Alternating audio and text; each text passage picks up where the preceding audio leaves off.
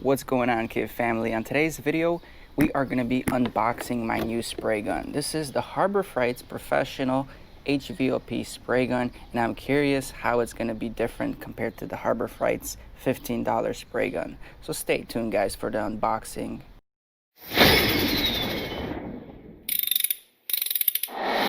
So I've used this gun for about 1 season right now, and it's a decent gun. You know, it taught me the basics of spraying with a gun, whether it's a mixing ratio with it, it's the setup with the air pressure and the filter. It all is a nice learning experience, and I definitely recommend starting off with a gun like this so you can go through the motions of painting. But you know what? At the end of the day, the last coat, the final coat, really depends on the gun. If you have a crappy gun, the final coat and the orange peel isn't going to be the greatest. If you have a better gun, it actually takes less work from the painter to create a better finish. So yes, you can be a noob working with a nice gun and slightly get a better finish, but at the end of the day, you still need that practice, because I've seen painters that are professionals lay down a decent finish with this gun. It's just harder to lay down a finish that's nice with this gun. So this is where this gun comes in, and let's unbox it. Alright, so a gun like this is going to run you about $75 at Harbor Freight's. If you have a coupon, 20-30% off, you can get it for as low as $60. We bought this off secondhand from somebody brand new, and we paid an amazing price for it. That's why it's in our video.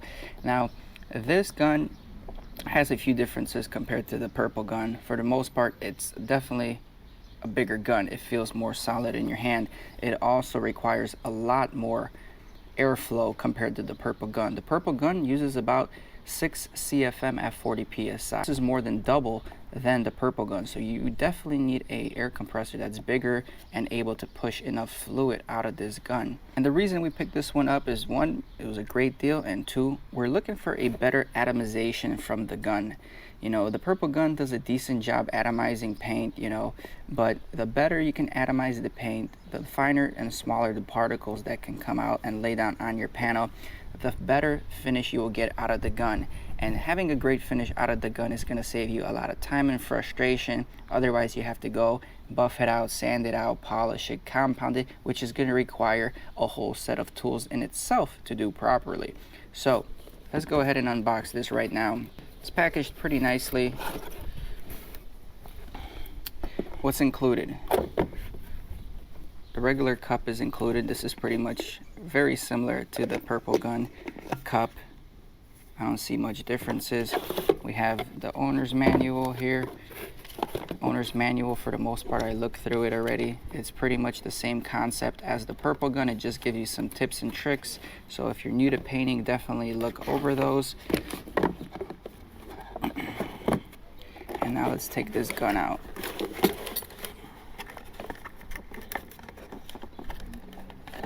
All right, the gun is super hot as it's been chilling in the sun right now, but you can see the finish of this gun, the nice polished look, is a very nice, much nicer than the purple gun. It also has much thicker and better controls that are actually numbered here on the fluid. That way you can have more precise adjustments when you're adjusting the fluid delivery. The fan pattern, the knob is still cheap, just like the purple gun, but it does have a better feel to it. The trigger is just about the same as the purple gun in my opinion right now. Still has some play in it. It's decent. And again, the bottom air pressure regulator here that's built in also feels a lot more solid.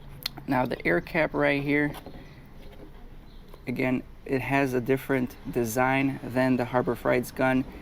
And this is what I've been looking at, a lot of these new guns, to see how much air horns they have, how many little nozzles they have for the air to come out of.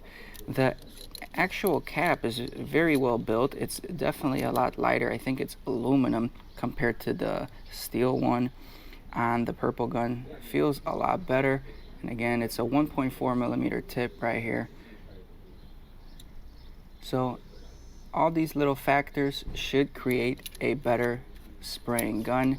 And with the big consumption of volume and air that this gun has, again, like I mentioned, 16 CFM at 40, we should be able to get a lot more fluid out. So I'm curious if this fan pattern is going to be a lot bigger with a compressor that is suitable for the gun, because if you're painting cars, guys, you want a big fan pattern in order to make the job easier. There's more coverage every time you depress the trigger and spray a panel, and that's going to speed up your process. It's going to lay down the paint much better, remove tiger striping. If you're using the purple gun that has a small fan pattern, try painting a whole car like that consistently and smoothly. It's just not going to happen. So overall, guys, I'm pretty happy with this gun. We'll freaking lay down some paint on it, probably maybe lay some 2K clear on some panels. We'll see. Right now, our compressor does not meet the expectations that this gun has, and I'll make another video based on that, again, summarizing air compressor and the necessary size you need to spray a certain type of gun. I'll also make a video on HVLP guns and LVLP guns, tell you guys the differences, what I recommend if you're doing it at home as a DIY.